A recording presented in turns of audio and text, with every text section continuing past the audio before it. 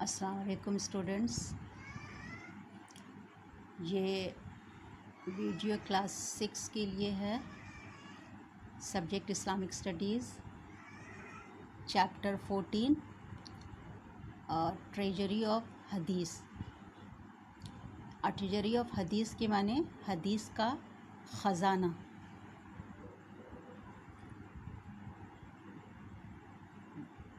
The records kept of the words, deeds, and sanctions of the Prophet Muhammad sallallahu alaihi wasallam are called the hadith۔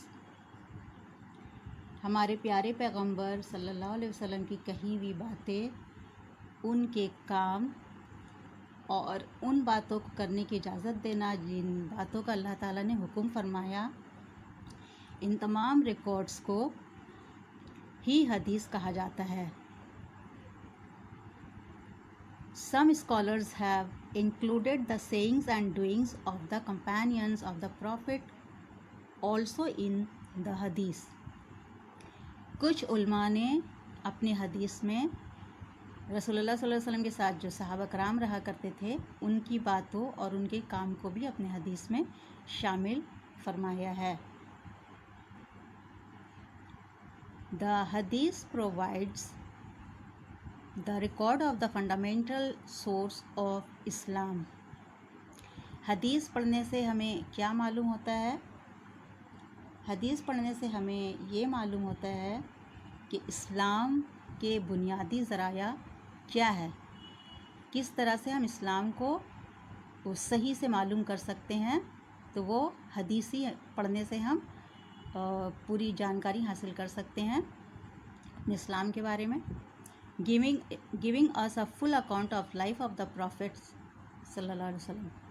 اور حدیث پڑھنے سے ہمیں رسول اللہ صلی اللہ علیہ وسلم کی زندگی کی پوری زندگی کے بارے میں معلومات حاصل ہوتی ہے۔ It also serves as a commentary on the Quran۔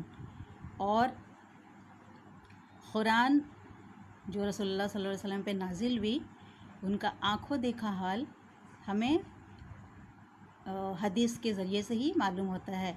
رسول اللہ صلی اللہ علیہ وسلم نے ان کے اوپر جو قرآن نازل ہوا تو ساری باتیں بتائی، اور وہ سب باتیں حدیث سے ہی ہمیں معلوم ہوتا ہے۔ The Quran provides the fundamentals of religion and Hadith furnishes us with the necessary details and explanation۔ قرآن ہمیں کیا بتاتا ہے؟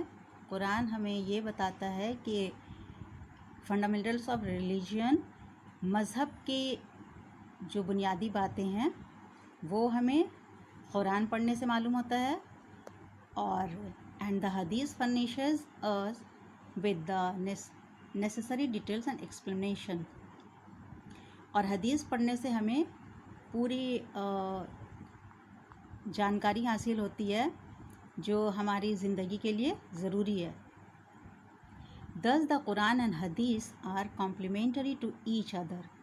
اس طرح سے قرآن اور حدیث مل کر دین کو مکمل کرتا ہے۔ Both are equally essential for the establishment of religion۔ دونوں ہی اپنے مذہب کی بنیاد کے لیے، اپنے مذہب کو جاننے کے لیے دونوں ہی ضروری ہے، حدیث بھی اور قرآن بھی۔ تو آج ہم لوگ یہیں تک رکھتے ہیں، باقی ہم لوگ آئندہ کلاس میں پڑھیں گے انشاءاللہ۔ تو السلام علیکم۔